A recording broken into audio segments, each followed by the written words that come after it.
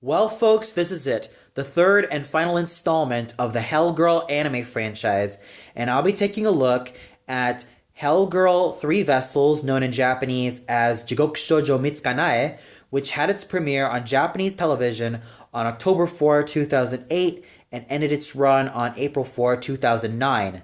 Again, this was also licensed by Sentai Filmworks, again with no English dub, and only with the Japanese audio with English subtitles, which is such a shame because I probably would have loved to also listen to this in English as well, which I'll also get into when I talk about the voice acting. So, returning as the writer for this show was Kenichi Kanamaki, and even though Takahiro Omori did not return as the director for this show, he was then replaced by the original writer for Hellgirl Season 1, Hiroshi Watanabe. And once again, the animation studio in charge of this anime was Studio Dean, and returning as the main cast were Mamiko Noto as Ai Enma, Takako Honda as Honeona, Masaya Matsukaze as Ichimoku-ren, Takayuki Sugo as Wanyudo, Kanako Sakai as Kikuri, and also making her comeback in one of her comeback roles was Hekiru Shiina as Yamawaro, and also introducing Satomi Sato as Yuzuki Mikage. Now, I did not catch the third and final season of Hellgirl when it was on Animax. Actually, I didn't really catch it at all. I just happened to realize that there was another Hellgirl anime by my surprise because, well, when I think about it, Futakamori or Two Mirrors was actually already a satisfying ending in my book. It already had a very satisfying ending tying all the loose knots. But until when I found out that there was actually a third installment, did I actually get pretty surprised. So, out of curiosity, I did watch some episodes 2 years ago and even watched the whole series even a good 2 years ago. And I have to say that this is actually a very interesting addition to the Hellgirl franchise, and one that I have to say is even darker and a lot more nihilistic and even more cynical than the previous two. You think that the first two were quite cynical? This one takes its cynicism to a whole new level, especially when it comes to all of the disquieting moments and a lot of some moments that make you tell yourself, oh, goodness gracious. You could really tell that a lot of the clients end up becoming a lot more morally ambiguous or even petty or even pretty stupid in this installment. So let's get on to what I thought about the story, the animation, music, characters, and voice acting. Now, story-wise, this does involve a young girl by the name of Yuzuki Mikage. Now, Ai Enma comes back from the dead as an indigo butterfly floating around the city where Ichimoku-ren, Honeona, Wanyudo are just living their normal lives as human beings, whereas with Kikuri is now reduced to being a doll that needs to be wound up every few minutes or so. So, once Ai, as a butterfly, ends up coming into Yuzuki's house, she ends up possessing her. And Yuzuki, well, she's basically a normal middle school girl, but she definitely has a lot of dark secrets and a lot of unknown secrets that kind of makes us fascinate ourselves about her, or kind of makes her quite fascinating as a character. So once she gets Ai Enma into her body and soul, she can really see what's going on with the potential clients, and she could really see Ai Enma's every single move and how she managed to get those new clients that she has in a deal. So in essence, Yuzuki does feel like a combination of Tsugumi Shibata, in which she can see Hellgirl and feel her presence and even sense her presence, and even the likes of Hajime Shibata, in which she can also try to use her, well, convince people that they should not take revenge on certain people, as it won't even do them any good at all. So in essence, she is pretty much a combination of the dynamic duo, though she herself has a very interesting backstory, and I'm sure that once you watch the final moments of this anime, for those of you who have seen The Sixth Sense, or even Are You Afraid of the Dark's The Tale of the Dream Girl, I am sure you will know what I mean. But I guess it does handle the final few episodes rather well, albeit a lot more disquieting, and even when it came to the ending. Now let me tell you, whereas with Season 2's ending felt like it had a concrete and even happy ending, Season 3's ending, or in this case, Mitsukanae's ending, it felt like it had something that's even more disquieting, and something that pretty much reminds us, the viewers, that evil will still always be around in this world. So you could really say that the ending found in this season was even more disquieting than the likes of the second seasons and even that of the first seasons. But despite all that, especially when it comes to the weight of a lot of these episodes, usually are a lot of the victims or a lot of the clients in these episodes. Usually the clients in these episodes usually range from being petty or for being stupid or just being pretty insane to the point where you wonder that, okay, I actually get what Mitsukanae is as an installment of Hellgirl. It's trying to separate itself from its other two incarnations, because when you think about it, season one's case stories were usually that of the victim is usually the kind-hearted, very, very kind, very nice person, whereas the tormentor is one of the biggest assholes that they'll ever meet.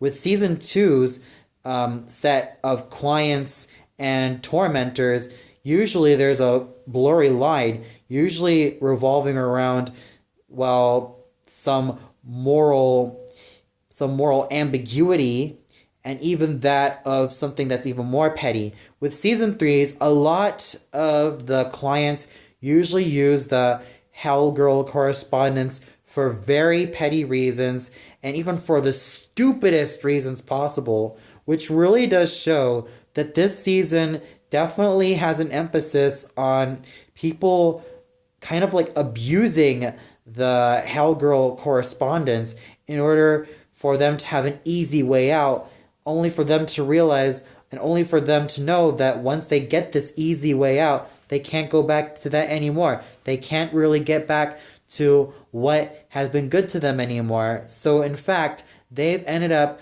losing people in the process. However, there were some episodes in this show that managed to also be very thrilling and equally as thought-provoking and equally as, well, daunting to watch, especially when it comes to Hellgirl versus Hell Professor. Now, I know that Cyber369 already said that in his top 15 Hellgirl moments, but I do agree with him. This is definitely the best moment found in Season 3, or Mitsukanae, where this professor uses the hatred of a lot of his human subjects, usually children, to see what's it going to be like pulling the thread to send someone to hell. It's rather interesting when you think about it, because at almost, for the duration of the two shows, you see that they're trying to handle the subject in a more psychological and even that of a supernatural manner, whereas with this episode it shows that this has to be handled in a more scientific way, and you could really see that this can be quite difficult to watch. And of course, even the final few moments of this show definitely are such a hard watch, especially what happens to Yusuke, you kind of realize that you could really see that this show does have a more, well, disparate tone. And like I said, I won't spoil the ending, but it's safe to say that it's even more disparate and so disquieting. So, all I have to say about the story for this show is that, of course, a lot of the clients in the show have gone a lot more petty and a lot more stupid and even just plain horrid, even worse than their tormentors, or even worse than the people they want to send to hell. They become even worse than them, which also does tie well to how the show has a really nihilistic view on people. And it's like you could really see that it becomes even more numbing when Enma becomes, well, or even continues her job as the Hell Girl. But there were also some moments that were rather funny in a weird type of way, which I also enjoyed about this season, because it can be ridiculous, but it knows it's kind of ridiculous because it can have a very weird sense of fun when it wants to. But when it can be serious, it's not afraid to be as serious as possible to also show that mankind is not as great as it is. It also does continue to show a good job of showing mankind's vices and even dark sides of the human soul. So it also continues to do a good job on that aspect as well. The animation still maintains that very muted color palette, and it still maintains that type of mystical and really mysterious color palette that really does make the show shine. There is one scene that was a total highlight for me, and that is when Yusuke meets Enma in like a park, and Enma is telling Yusuke that her fate should be that she is going to become the next Hell Girl. And I thought to myself, the animation and the background in the scene is just so freaking gorgeous. It has a very dusky tone to it that I was just totally blown away. The torture scenes do continue to be as creative and very fluid in its animation as possible, because of course I always enjoyed seeing the torture scenes for some reason, even though there were some people that were sent to hell that just did not even deserve to be sent to hell. There was one episode in episode 4 where I felt like I was watching a totally different anime, and I felt like, well, because it involved this one kid by the name of Yukawa, and he has a new kendo teacher by the name of Shin, and even though he looks about 21, and even though he is 21, he looks as though that he's about, 28 in his 30s, and it's like there is a lot of yaoi subtext found in this episode, and it's like they're not even subtle about it. They're quite blatant about it. It's like this episode could have been its own anime and have been called it a day, not a Hellgirl episode, which also does tie well to how ridiculous some of the stories found in Mitsuganaya really are, even though there were some shining moments there. But anyways, the animation does continue to maintain its beauty, its charm, and its overall dark nature. The other highlight is definitely the new transformation scene with Yuzuki and Ai. Now, this did occur in the first 13 episodes of this series before Enma became her own person once again. Now, let me just tell you that the preparation of Damnation in this installment is a lot more thrilling, heart-pumping, and it really makes you even more scared and a lot more petrified and just leaves you in total awe of the animation. It is so bright red, it's so eerie and just so vibrant that you just can't help but feel mesmerized and terrified once you see the transformation. And it also helps that the song Uka, or Transcendence, is definitely something that is also worth accompanying this transformation sequence. And speaking of that song alone, let's also go on to the music. Now, it does contain the usual music found in the Hellgirl OST, though with Jugoku Rock, it has a lot more vocals and a lot more strings and a lot more beats in this version. And like I said, Uka is definitely something that I also love listening to as well, because it is just as eerie and just as unhinging as the other song that was usually played. And this is definitely rather exciting, and even a lot of the music found here is actually still very, very good all throughout. And I especially seem to notice that instead of Snow singing the opening song, we have a new singer by the name of Nana Kitade, who sung Tsukihana. Now, I really, really love this song. It does convey the loneliness and the anguish and the anger that both Ai Enma and even Yuzuki feel, not only about themselves, but the world around them, that it's all one big lie. And I totally love this song. I have to say that I like it better than the first opening song, Sakasama no Cho, and the second opening song, Nightmare, both of them sung by Snow. Still, Tsukihana is definitely one of my most favorite songs to really jam with, and I also love Ichinuke, once again sung by our favorite voice actress herself, Mamiko Noto. Now, in this song, I really enjoyed Noto's singing in Ichinuke. It's definitely one of the most beautiful songs I've ever heard that also maintains its very haunting and creepy aura, and I definitely like it. I have to say that Noto-chan does a very fabulous job singing all of the three songs that she sang in, and with Ichinuke, it proves to be a very gorgeous and very haunting melody that I also found myself jamming to every single time.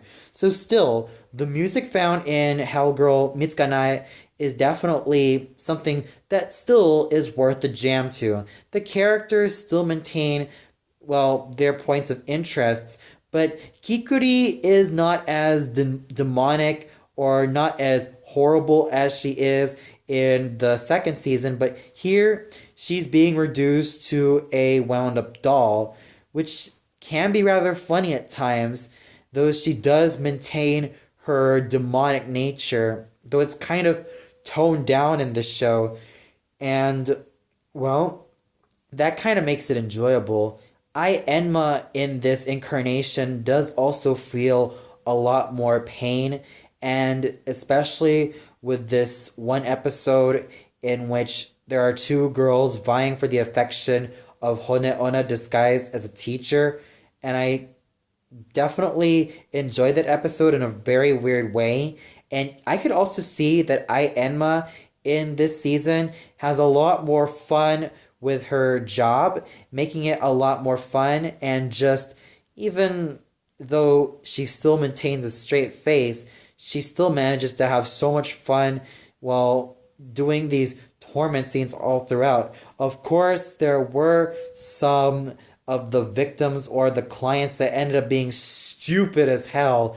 What? You sent one person down because apparently he confiscated your mobile phone? What? Another person sent another person down to hell because he ended up being scared in the bus even though he's supposed to be a brave person, and then another person sends that other person down just because that person was extremely concerned about his life and his mother's life. And there's just a lot of moments where there's just a huge what the hell moment every single time in the client and revenge scenes. There's just a lot of what the hell type of moments that I could really much find myself wondering, oh geez, what the hell is going on here? Though it's also safe to say that I guess this also does prove the show's point that the world that Hellgirl Three Vessels gets itself in is that it's become a lot more nihilistic and you could really see that people are just doing it not for any just cause, but something that's even more petty than you think. However, the catalyst of this season definitely has to go to Yuzuki Mikage. Now, I know that some people are not always fans of Yuzuki Mikage. I know that some people don't really care about her character, but I kind of find her okay. I mean, she does try her very hardest to try to fight this fate and try to fight this system that the Hell Correspondence gets itself into. But sometimes she can't help but also understand that maybe this is also how it is functioning. But even then, she can't even stand it herself. She is your typical nice girl who doesn't really seem to do no wrong to anybody, and someone who is loyal, someone who is smart, someone who is well-mannered, someone who is good-natured, and all those type of stuff. She does have also a best friend by the name of Akie, who is spunky and rather good-natured and rather fun-loving as well.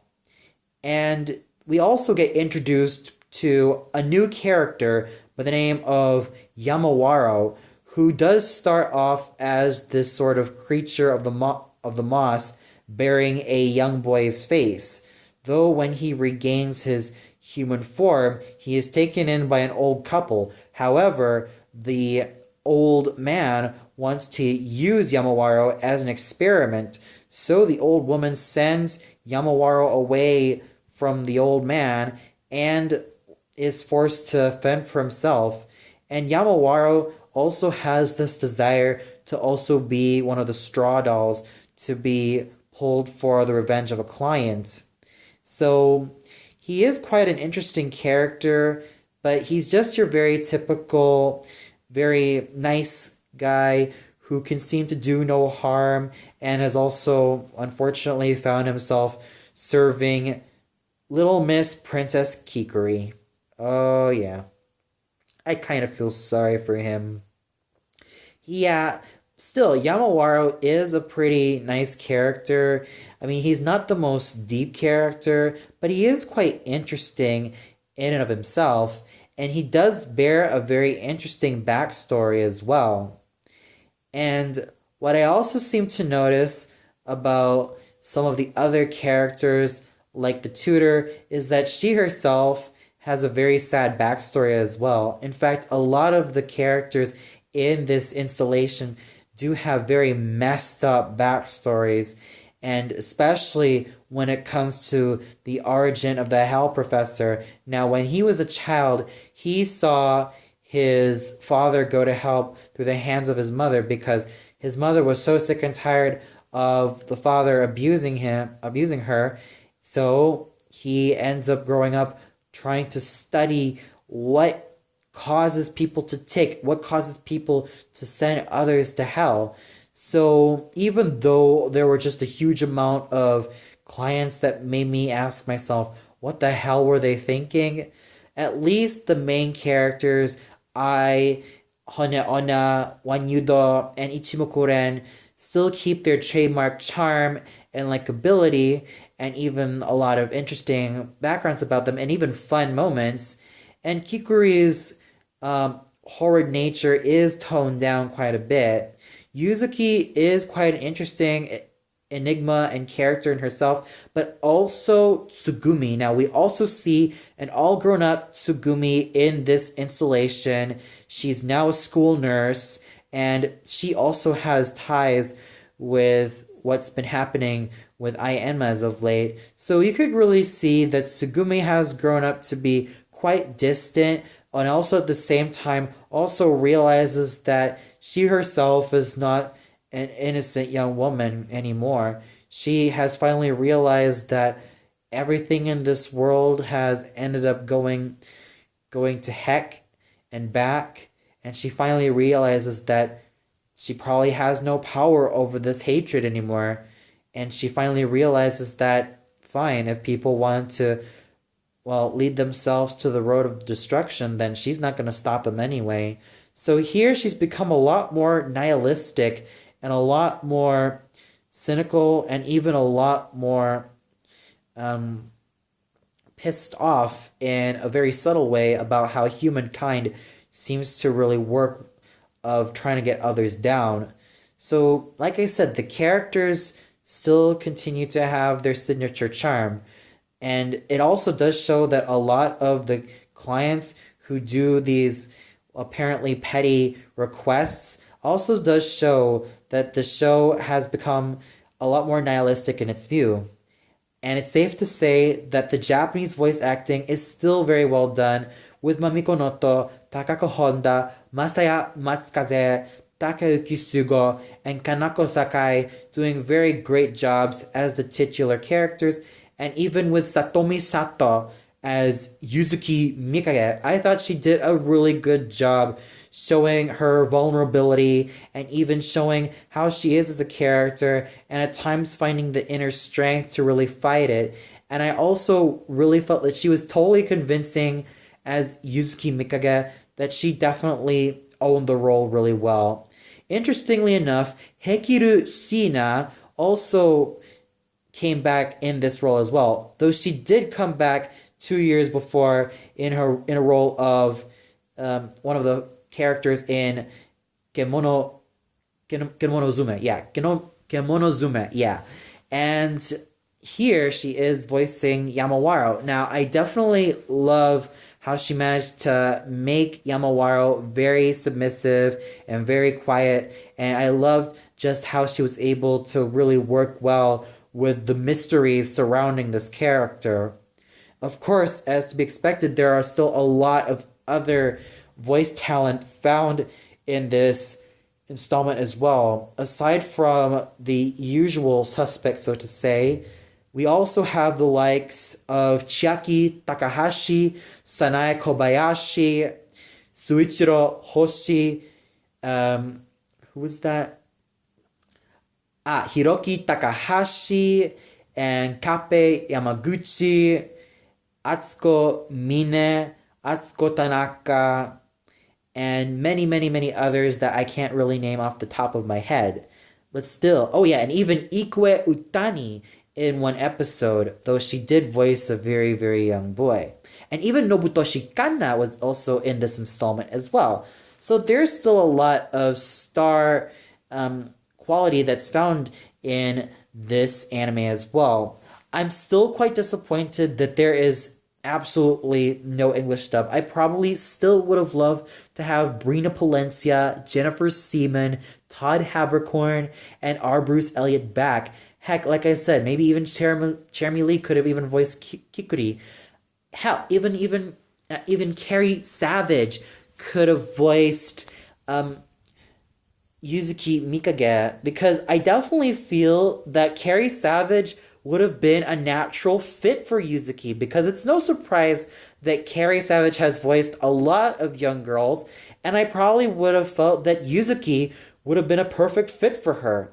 Heck, I probably would have felt that Brittany Karbowski could have even voiced Yamawaro, given how versatile she is. I probably would have loved to have a lot of the English dub voice actors from Funimation and even from all sides of the border, whether they be from Bang Zoom Entertainment, to even voice this damn thing as well. Or even from Seraphim Digital Studios to even voice some of these characters as well. But still, what I got from the Japanese voice cast was still very good, though I do wish there could have been an English voice track for this anime as well, since I do feel like it does deserve one. Overall, I have to say that Hellgirl 3 Vessels is still quite the disturbing watch because of just how nihilistic it's become, though it's pretty much become quite something to show of what would happen if the victims become more like the victimizers and the victimizers become more like the victims. It definitely has a more nihilistic view and a more cynical tone as compared to the two other shows, but it's still worth the watch. And I do wish that Futakomori could have been the ending, but I guess as its incarnation of a what if the Hellgirl franchise continued, I definitely had to say it's a pretty welcome addition to it anyway. With that said, I give this show 4 out of 5 stars. It's still worth the watch despite the very stupid clients, though they're pretty much there for a reason to show just how nihilistic and just how petty and disgusting they can really be. And it really does have a very disquieting ending, so do look out for that as well. Well, that's all for now. Be sure to tune in tomorrow where I review Requiem from the Darkness. So until then, good night, everybody.